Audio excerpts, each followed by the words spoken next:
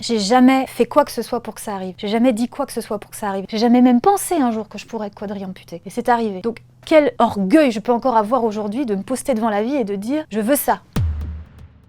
En février 2023, avec mon conjoint de l'époque, on a décidé d'aller dans son pays, le Gabon, pour rencontrer sa famille, voilà, connaître un peu sa culture. Une semaine après mon retour en France, j'ai eu un malaise vagal, un état grippal, donc je me suis couchée avec un Doliprane. Et puis rapidement, en fait, j'ai dû aller chez le médecin, ensuite aux urgences, et là, il y a un diagnostic qui a été posé en quelques heures, et c'était un paludisme sévère. J'ai pas vraiment réagi, j'ai pas vraiment compris. J'ai fini par demander à une interne, est-ce que c'est grave? Et elle m'a dit, oui, c'est grave. Mais c'est grave comment, en fait? Je vais pas mourir, quoi. Et elle m'a dit, en fait, les reins sont touchés, le foie est touché, les poumons vont être touchés bientôt, en fait, parce que ça monte. Et si ça monte encore et que ça monte jusqu'au cerveau, c'est la mort. Une fois le diagnostic posé, il s'est passé 2 jours où je sais juste que j'ai beaucoup souffert. Je me rappelle de rien d'autre. Je sais juste que je dormais pas, que je comprenais pas ce que je faisais là, que la souffrance était grande. C'est comme un rouleau compresseur qu'on vous roule sur les pieds et les mains, parce que le sang se retire des organes vitaux. Si ça dure trop longtemps, les vaisseaux sèchent à l'intérieur. C'est ni plus ni moins que le processus de momification. Sauf que vous êtes en vie. C'est absolument insoutenable. Et donc on m'a rapidement mise dans le coma, en fait. J'ai compris que j'avais le choix de revenir ou de pas revenir. Je me rappelle pas avoir choisi de revenir, pour être très sincère, mais je me rappelle avoir compris que j'avais le choix. Il y a comme le souvenir de mes enfants qui est arrivé devant mes yeux, et il y a eu une microseconde où je me suis dit, mon Dieu, mais je peux pas ne pas revenir, en fait, pour eux. C'est pendant le coma qu'ils ont vu mes membres commencer à devenir très noirs, se durcir. Quand vous êtes nécrosé, il y a aussi des plaies. Sur les jambes, sur les bras. Si ces plaies s'infectent, vous risquez la septicémie. Au réveil, on m'annonce que je vais devoir me faire amputer des pieds, on me fait rencontrer un spécialiste, et là le spécialiste m'informe que si je veux me faire opérer rapidement, il n'y a qu'un seul créneau. C'est dans 2 jours, et pour réserver ce créneau, il faut que je donne mon accord dans 3 heures. J'ai toujours beaucoup de mal à décrire cet instant parce qu'en fait, c'est exactement ce qu'on peut s'imaginer. Vous savez qu'on va vous couper les pieds, vous savez que vous n'avez pas le choix, mais il faut quand même signer ce papier. À ce moment-là, on se rend pas compte de tout ce qu'on va plus pouvoir faire, on se rend même pas compte de tout ce dont je me rends compte aujourd'hui, en fait. Au réveil, j'avais pas voulu voir, mais la vie m'a forcé à me confronter à ça parce que j'ai senti, il me manque un bout là. On me parle de l'opération des bras tout de suite après, dans la foulée. 4-5 jours et ça y est, on me dit allez, dans 4 jours maintenant, tu rencontres le spécialiste.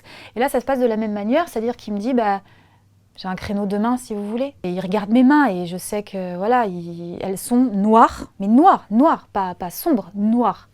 Et elles sont, quand je les tape l'une contre l'autre, elles sont dures comme du bois. Les mains, je sais que c'est fini. Autant les pieds, je les fais pour mes enfants, pour pas risquer la septicémie. Les mains, je sais que c'est terminé. Le pilote automatique était enclenché, le mode guerrière était enclenché, les pieds c'était fait, les mains, j'ai pas le choix. On y va, on continue. La date qu'il m'a proposée, c'était la veille de mon anniversaire. Et donc, je devais être opérée à 18h. Je suis sortie du bloc à 22h et je me suis réveillée un peu après minuit, donc le jour de mon anniversaire. Et je me suis dit, c'est très bien. La vie fait bien les choses, ça veut dire que pour ce premier jour de cette nouvelle année de ma vie, j'ai plus de nécrose, je commence clean. Alors oui, je suis amputée, je sais pas à quoi ma vie va ressembler, ma vie professionnelle, ma vie sentimentale, je sais rien, c'est le raz-de-marée là, mais je suis en vie. Une semaine après, on m'emmène en rééducation. Les gens disent oui, il faut réapprendre à marcher. Même pas quand on dit ça, parce que on réapprend pas à marcher en fait. On sait marcher, on a eu des pieds quoi. Pour nous redonner des pieds humains, on sait marcher comme vous, on sait courir. Là, ce qu'il faut savoir faire, c'est apprendre à marcher à genoux sur des échasses. Il n'y a pas de vaccin contre le paludisme, ça n'existe pas. Il y a un traitement qui existe. Je prenais la Malarone et donc ça me rendait très très très malade, je le supportais pas. Et comme je voyageais tous les mois en Afrique, il fallait que je le prenne en permanence. Et donc à un moment j'ai arrêté de le prendre parce que j'ai rencontré plein de gens qui m'ont dit mais non, mais en fait nous on ne prend plus, les Africains eux-mêmes le prennent plus, etc. Je me suis dit bon ok. Et j'ai continué à voyager pendant 7 ans sans jamais l'attraper. Et là j'ai fait un voyage personnel et je l'ai attrapé. Il y a tellement de choses que cette expérience fait changer. Il y a de tout. Il y a des rapprochements et puis il y a des distances parce qu'il y a des gens qui peuvent pas supporter cette situation. En tout cas, tout ce que ça montre, cette expérience depuis le début, c'est que tout a une bonne raison. Je suis pas plus malheureuse qu'avant, ça c'est quasiment certain. Ce qui est difficile pour moi aujourd'hui, c'est la danse. Voilà. C'était vraiment le truc qui me vidait la tête. J'en profite si jamais il y a des gens qui regardent, qui veulent m'aider pour reprendre un peu ou m'accompagner là-dedans. Vraiment, c'est quelque chose qui me tient beaucoup à cœur. Avec mes enfants, on se serre les coudes, mais ils sont très courageux et je suis très fière d'eux aussi. Mais en fait, la vie pourrait presque être plus belle, bien plus belle qu'elle l'était avant parce que je serais beaucoup plus alignée avec moi-même. L'enfer, c'est de ne pas être alignée avec soi. Et moi, j'étais comme ça. Si on me proposait de prendre une petite pilule ou d'appuyer juste sur un bouton pour que tout ça ne soit pas arrivé, je le ferais pas. Je le ferai pas. Je dis pas que ce serait facile de pas le faire, mais je sais au fond de moi qu'en fait, c'est mon chemin, c'est tout.